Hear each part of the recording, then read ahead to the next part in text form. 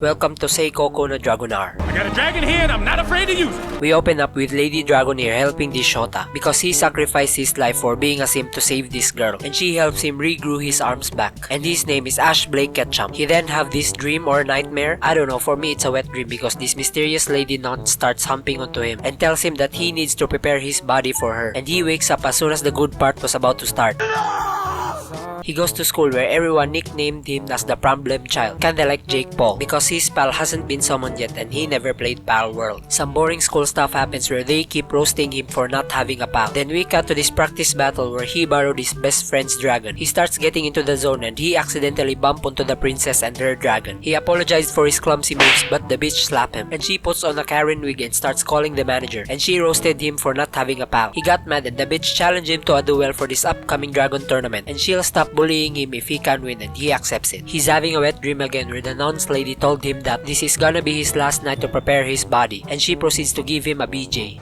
The day of the tournament comes where this big jug president announced the prize for winning, and it's an all-day date with her, which is lame as fuck, but if you can do anything with her for the next 24 hours, then maybe it's not lame at all. If I were to win, I would love her to give me some money, you know. Your boy is broke AF like Kenny McCormick, so I'll do everything just to have a little bit of cash, you know. Fuck. This is what happens when I yap too much on something irrelevant. Moving on, Karen Princess also motivates the participants, and Ash Ketchum heard the other contestants murmuring about how corrupt her brother was. The tournament finally starts where the big jug president pulls the trigger to start the race. What the fuck? I thought this tournament was supposed to be a 1v1 dragon fight club, like in How to Train Your Dragon, but instead we got this boring ass dragon horse race bullshit. Anyway, the race starts and he saw Karen Princess flying with her dragon. Oh, that's just unfair. That's a fucking easy win right there. The Commonwealth childrens are running for their lives, and this bitch just flies without any sweat. Doesn't matter. Ash saw her getting blocked and he bumped onto these bitches so that she can pass through, in order for them to have a fair race. Well, she's flying and you're walking. What's the fair game in that? He rested for a bit and he heard this loud noise in the forest where he starts investigating. He saw this masked guy and he tells him that he's from the Empire. Then masked dude here tells him that he can feel his premature pal from his right arm. This lolly ninja bodyguard starts attacking him. She caught him with a rope but didn't finish him off. As she stands onto the cliff, the edge falls out, but Ash Ketchum saves her. He was about to accept his death, but his right arm used for beating his meat starts glowing, and it summoned this lolly naked dragon girl, where he deduced that this is the bitch from his wet dreams, and she's now his pal. The lolly wakes up where she declared that she's the master and he's the slave. He took her around town and buys some crepe. After the date, Lolly Dragon asked Ash Ketchum that he needs to give her a name, and he named her Echo like Koichi Stan from JoJo. Let's kill the whole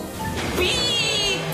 Then the lolly completes her astral bond flow with him. Lolly Dragon took a piece where she gets abducted by this racked up witch lady. Karen Princess saw Ash being a nunce, and he tells her that the lolly hasn't get out of the toilet yet, and they found her hat and some leftover Breaking Bad meth crystals. Karen Princess tells him to use his astral flow to find the lolly. This holographic butterfly shows up and leads him to this abandoned house. They bust right through and racked up witch lady introduced herself as Dr. Cornwell. She used some sleeping magic to knock them out, but the lolly used her astral flow to dispel it, and Ash Ketchum sets her free. As they go to school the next morning, racked up witch lady became his new homeroom teacher. Nice. The next episode starts where Big Jug President invites Ash Ketchum to join the student council. Masked bad guy summoned a dragon. The lolly sends it and they rush to the scene where she gets captured by its tentacles. Big Jug President attacks it, but it has regenerative powers. Then Ash slaps Karen Princess for spacing out and tells her to summon her dragon so that they can save the lolly after getting eaten. We cut to the lolly where she meets up with the spirit dragon lady in her dreams, and she told the lolly to use this skill to help Ash, and the lolly starts crafting this diamond armor using her skills. She shoots her power outside the dragon and Ash obtained this new diamond armor. Evil masked guy retreats because they know that they've already lost. He summoned this giant lord and he slayed the dragon with one hit. We cut back to school where his friends congratulated him for his amazing display of power using his pal. Then Ash Ketchum and Karen Princess joins the student council. Big Jug President announced their free agency signing the next morning. We then see this Lady Valkyrie Knight murdering these bandits. We cut to the meeting where Big Jug President tells them that Karen's older sister is coming to town. Then this scared the living hell out of Karen. After the meeting, the maid explains Karen's backstory about her sister, where she became a strong independent woman who doesn't accept alimonies, and she tried to enforce her attitude towards the Karen through brutal training, and this is why she deems her as a tyrant Karen more than an older sister. The next day comes where they greet the tyrant princess arrival. The tyrant calls for Karen and she greets her, but she swings her sword and says, "You ain't fooling me, ho. Now where the fuck is my sister? Then the maid revealed herself pretending to be Karen. Then the real Karen shows up and she noticed her knees shaking. Oh, shiver my timbers! Shut up, man! She rips off Karen's clothes and humiliates her in front of people. And she says, "It seems your breasts are the only things that have improved in the last 4 years since we saw each other." Ash Ketchum steps in to stop the bullying and she arrests him for playing the White Knight. He gets invited to this mixed hot spring bath along with the Tyrant, Big Jug President, and the racked up Professor. Then she commends Ash for beating the immortal dragon vigorously. Karen Princess shows up and Tyrant Princess tells her that she needs to marry her right-hand man and start a family so that they can keep the bloodline going because her abilities isn't good enough to be a dragon fighter. Ash says bullshit about this shotgun wedding. Then Tyrant Princess proposed a deal to prove her abilities tomorrow in the battle. We cut to the next day where they play a football/basketball dragon game where Big Jug President easily dunks on Karen, like how LeBron James murdered Jason Terry with his dunk. She passed out and wakes up in her room because Ash carried her. Then Big Jug President shows up along with Karen's knight fiance and he tells Karen to go to church tomorrow and repent for her sins on being a noob and wait for her sister's order on their marriage. As he walks away, Ash Ketchum tells him that simping too much with the Tyrant can cause emotional damage and he needs to stop it and get a life.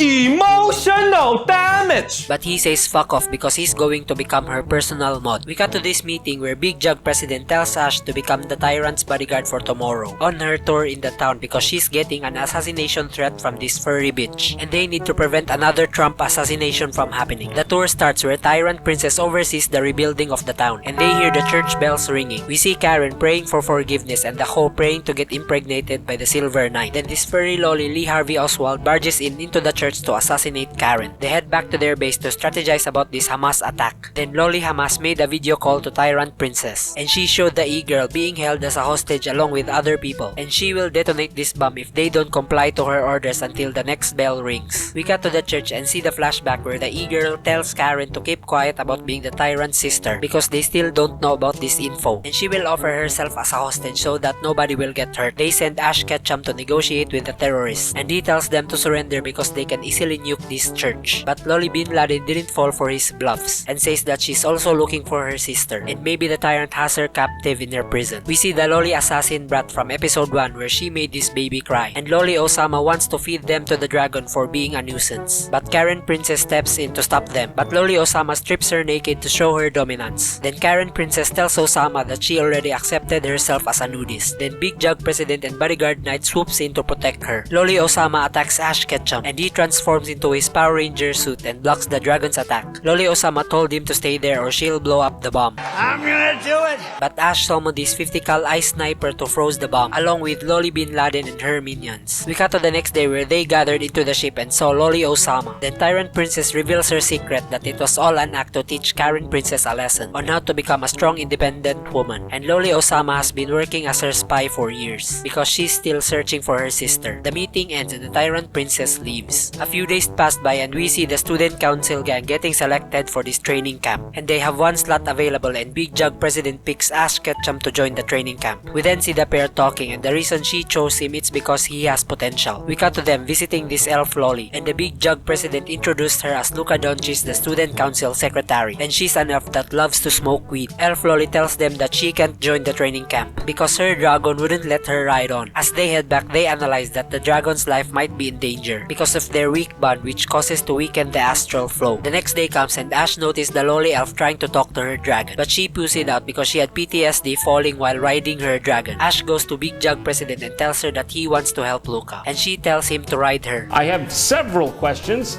Ride her dragon. They fetch her and tell her to meet up in the dragon stable. They gathered up and Lolly Elf tried to approach her dragon but it became a tsundere and she pushed it out once again. He suits up into his Power Ranger armor and approached the dragon but it attacked him. It destroyed his Power Ranger armor and they retreat for the moment. Ash goes to Lolly Elf to motivate her on riding her dragon again and she agreed to join them on tomorrow's training camp. They arrive at the training site where they relaxed for a bit and we cut to midnight where Ash Ketchum saw Lolly Elf leave their Airbnb and he followed her into the woods and he saw her trying to talk to her dragon. Then Ash gets triggered because the dragon is still acting like a bitch and the dragon starts attacking them and he lured it into the woods. He tries to tame the dragon by riding it but he can't do it because it has a fingerprint or butt print password and he can't access the seat. He got knocked out and the lolly assassin brat from episode 1 saves him to repay him back for saving her. And she tells the lolly elf to call for help. He dreams about the MILF dragon again, and she tells that the lolly elf's dragon is trying to protect her. And that's the reason why it's acting like a tsundere.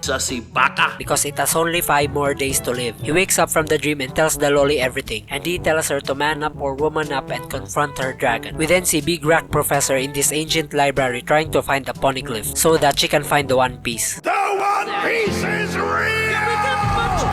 Then masked bad guy shows up and calls her Anne Frank. Then she deduces that it's the Nazi Prince Julius, and the lolly brat knocks her out, and he tells her to prepare for the next attack. Then lolly elf reports back to the gang that her dragon has gone AWOL. Big Jug President tells them about this dragon folklore, where it killed itself to save its master in the secret ancient library. Then Ash forms a search party to find the dragon. Then we see evil masked guy summoning another immortal dragon, and this horde of dragon attacks the camp. They arrive at the gravesite where evil masked guy shows up, and he called Karen Princess Sylvie, and she realized that he's her Nazi brother, and he summoned the ancient dragon who killed itself to save its master, and he ordered it to attack them, and the girls got molested by its tentacles. And I'm gonna blur all of this shit because YouTube's gonna kill me for that, and I don't wanna get age restricted again. Moving on, Ash Ketchum transforms into his new and improved Power Ranger suit, and he fights evil masked guy. He used these drones to petrify the other dragon, but evil masked guy fisted him and it broke his new armor. Ash Ketchum used his Pokeball to stone evil masked guy's hand, and they managed to corner him. Karen Princess tells him to surrender, but he yeeted out. They see the camp getting attacked, and lolly elf pulls Ash along with her into the cliff, which gives her the courage to summon her tsundere dragon. The pair flies over to the camp, and the lolly elf used her T-pose power to win the fight, kinda like Osama bin Russell. She summons this peace rain to kill the immortal dragons. We then see evil masked dude talking to his yaoi boyfriend Prince on bringing down the government this upcoming rich people conference. We cut back to the gang, and Karen Princess received a letter coming from her father, and he wants her to attend this rich people conference and bring Ash and the lolly dragon along with her. They arrive at the kingdom where Karen Princess confronted her father, who is just future immortal from where she asked him if he really executed his brother for committing dragon genocide. As she leaves the room, she figured out that he's lying. They change into their formal clothes and meet up with the king. The king tells them the reason on why he wants to meet them personally, so that he can promote him into a Dragonar, because he's the only person that has a humanoid dragon as a pal. We cut to Lolly Brat from episode 1 where she meets up with her master. The yaoi couple shows her this nuclear device which can only be activated with a lolly dragon in it, and they gave her a task to kidnap the lolly dragon. We then see Ash and Karen Princess discussing the recent attacks, where she deduced that her brother is the one doing all of this. We then see Lolly Dragon getting roasted by this big tit maid because she's never gonna taste Ash's Pokeballs because he's a human and she's a dragon, and they're not compatible.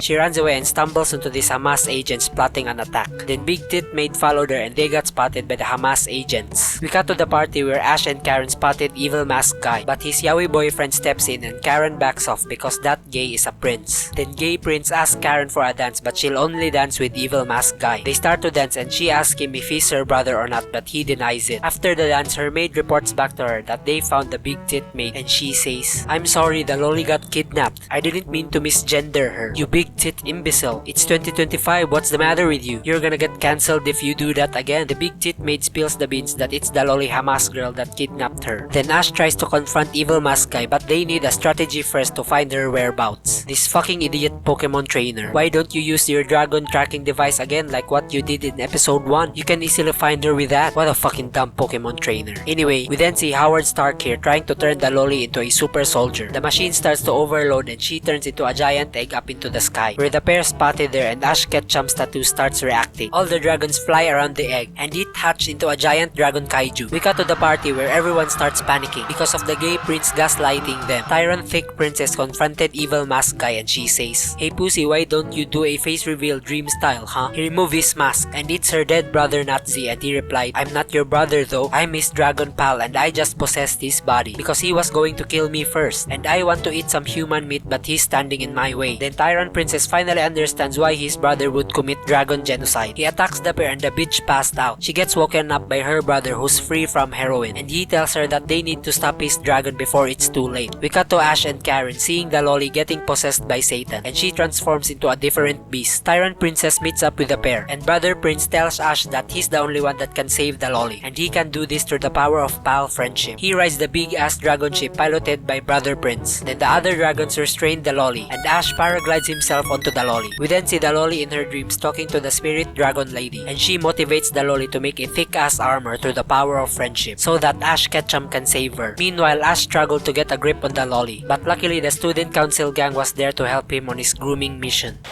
You're under arrest. As he jumps out, he was almost blasted by the evil dragon. Luckily, the lolly's magic armor blocks the attack, and he summoned this big-ass sword and vanquished the satanic demon with one hit. The lolly turns back to normal and they hug each other mid-air. Okay, how the fuck are they floating at this point? Is he fucking Chris Angel or something? Because he's really mind-freaking me out. Are you ready? Doesn't matter. Ash gets treated and we see the lolly confessing her feelings to him, and he accepts it, and that's the end of the anime. This anime gets a Dragon Ball out of a Dragon Force.